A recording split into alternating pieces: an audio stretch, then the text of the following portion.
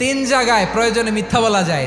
এক নাম্বার, আপনার ওয়াইফকে খুশি করার জন্য, সে একটু এরকম না বলে একটু কৌশল করে বললে খুশি হবে, ওটা বলা যায়। দুই নাম্বার, জীবন মরণের ব্যাপার, জান বাঁচানোর জন্য একটু কৌশল করে ঘুরিয়ে বললেন, এটা জায়েজ। তিন নাম্বার, দুইজন ঝগড়া লাগছে তাদেরকে মিলিয়ে দেওয়ার জন্য কৌশল করে একটু মিথ্যা বলা, ঘুরিয়ে বলা যায়। দুইজনের মধ্যে দেখলেন যে সম্পর্ক খারাপ, একজনরে বললেন, ভাই সে তো ওই দিন আপনার ব্যাপারে অনেক প্রশংসা। কি আমার ব্যাপারে প্রশংসা? কি বললো? এই বললো আপনি নাকি এই করছেন ওই করছেন, অনেক প্রশংসা। লোকটার মন খুশি হয়ে যাবে তার ব্যাপারে, ঠিক কিনা?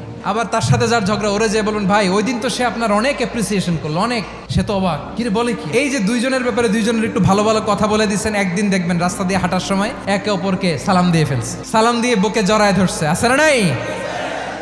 আবার মিলমিশ হয়ে গেছে। কিন্তু আমাদের স্বভাব হইলো, দুই প্রতিবেশী যদি একসাথে বসে একসাথে হাঁটে, দূর থেকে দেখলে আমাদের জলে, আছে না নাই? ঘটনা কি? এই দুইটার মধ্যে এত মিল কে? এই দুইটার মধ্যে গিরিঙ্গি লাগানো যায় কিভাবে? আল্লাহর কাছে তওবা করেন, এই মানসিকতার যেন আমরা না হয়, আমরা মিলিয়ে দিব।